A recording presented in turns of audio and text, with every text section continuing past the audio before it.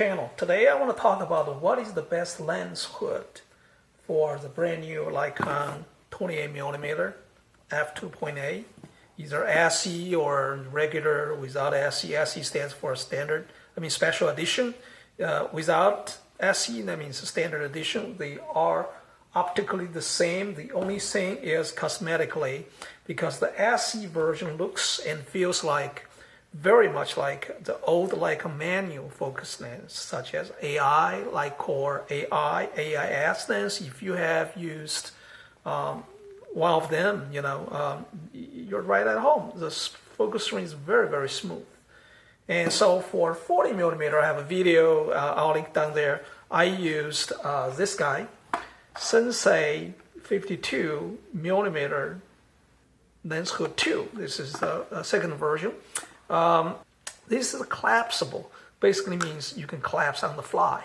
So I have tested this because I wasn't so sure about it, because I think maybe I need something built for wide angle lens, such as this guy. This guy is Sensei lens hood, 52mm lens hood for wide angle lens, 28mm. Anything under 35 is considered a wide angle. So I got this, and it turns out to be this is a poor solution for the lens hood. This is the one you don't want to get. Let me see. Let me show you why. The problem is here. And the lens hood works, no problem, everything works, but it's not collapsible. No matter how you do it, it's gonna come back, pop back. What's the problem with that is, in the middle of the nowhere, you're shooting, and you want to get rid of reflection. What do you normally do? CPL. CPL stands for circular polarizing filter. Some people just call CPL. All right, so it allows you to get rid of reflection. So let's see. I use this guy, right? And I have a problem. The problem is I cannot work with my CPL easily, because I'm going to be staying behind the viewfinder while I touch this. Well, when I touch this, guess what? I can inadvertently or incorrectly or externally touch the CPL, which all leave my fingerprints here, ruin my images. And guess what? I cannot collapse it. That's the problem. All right. By using the regular 52, again, I have tested. I'll collapse it. I put my CPL on. Guess what? I'm behind the viewfinder. When I shoot, I can rotate without even worrying about touching the CPL glass. Sorry about my dog. He's at work. All right. So for that reason, I'm gonna send the wide angle version back and keep this guy. And before we do that, let me put some brand new lens. Let me put the Nikon 52mm NC filter. You don't want to skip on this. You want to buy best quality filter you can afford. You buy it once, and you can, if you don't break them, you can keep them for a long time. And sooner or later, better lens comes up, you're going to sell your existing lens, but filters stay. You can reuse them again and again. Some of my filters I've been using for so many years, such as the 77, I've been using so many years. 82, I've been using so many years. All right, so let me put this on the camera, give you a kind of, all right, here we go. So let me put my collapsible lens hood. This is the best solution for 28. You don't want a solid. You know why you don't want a solid? For solid, you have to take it off to put the CPL on. With this, you don't. You can put the CPL on right away. Where's my CPL?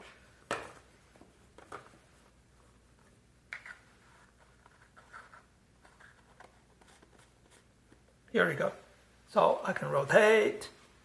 If I don't use it, I can take it off. And when I stole my camera, I can collapse it. Also allows you to use other size, the CPL with other sizes. For example, if you have 77 or 82 CPLs, you can use them. You don't have to use 52. what you can do is you can get a step-up range. And this is a step-up range from 52 to 77, 52 millimeter to 77. It directly works with the hood.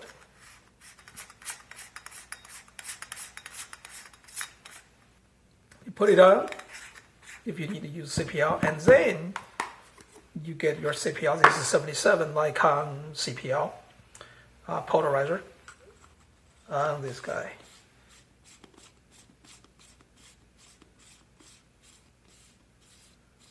So if you need to get rid of reflections while you stay behind the viewfinder or the LCD, you can rotate the outer ring until you get rid of reflections in the areas you don't want a reflection, such as leaves or water surface or whatever surface you want to get rid of. Reflection, this can cut the reflection. And that's the beauty of this. Normally, some people buy the largest CPL for their largest lens opening. That is either 110, 112, or 85, 77 is the most popular.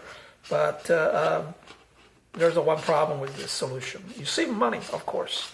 The problem is this. Your CPL can get stuck with step-up ring. And then in the field, you have a hard time to get it off. Like right now, it got stuck. I'll have a hard time to get it off, So if that happens, what are you going to do in the field? That's not a very good solution. So I advise you just get whatever the CPL for your most frequently used lens out there. If you're hiking, you just take one lens. Just get whatever the CPL size for that lens. You solve all the problem. You don't have to waste time trying to get rid of the step-up ring from your CPL. You know what I mean? And that way, let me show you what I have. I have a generic version. This is the Ruggard, smallest, I guess, that is called Hunter 35. I can easily take this one camera, one lens solution to do my street photography. All right, so you see, plenty of room down the bottom. So imagine I want to take two lenses. I want to take 28 and 40. So what I'm going to do, I'm going to take 40. Here's my 40. I use this lens to differentiate which one is which one. So this is the 40 f2. All right, so what I'm going to do is I'm going to put this at the bottom of my carrying bag, and then I put a little divider in between to protect the lens from getting scratches from my camera. And then I'm going to put the camera on top, just like that.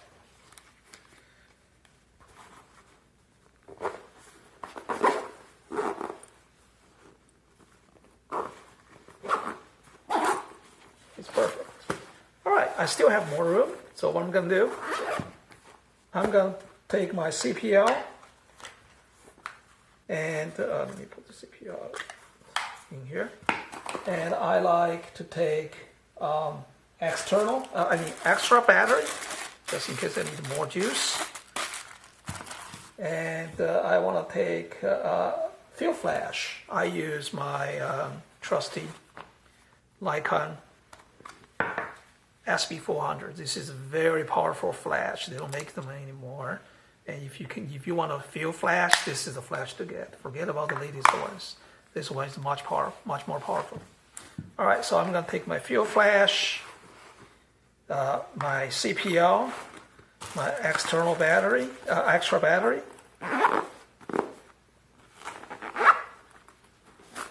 and then I still have room here. I can take, I don't have it with me, I can take 2 more AA batteries for my flash, and the whole thing, let me read it, my whole street photographer kit, 1.64 kilos, all right, or in pounds, 3.3 pound and 10 ounces. All right, so that is very lightweight for full frame. Sure, you can carry additional stuff. I don't know what you want to carry. For street photography, you probably don't carry tripod, so there's no need for tripod. And so, in other words, you can simplify as just one lens, and we'll cut additional weight out. All right, so let's do a one lens. For one lens, you don't even carry it. You don't even need to carry a bag like this anymore because you can use whatever shoulder, messenger bag or whatever backpack you have. Just sort of saves in the little protective pouch in your backpack or shoulder bag. And then this whole setup, the lens hood, NC filter, the camera, battery, memory card, and everything. Let's see.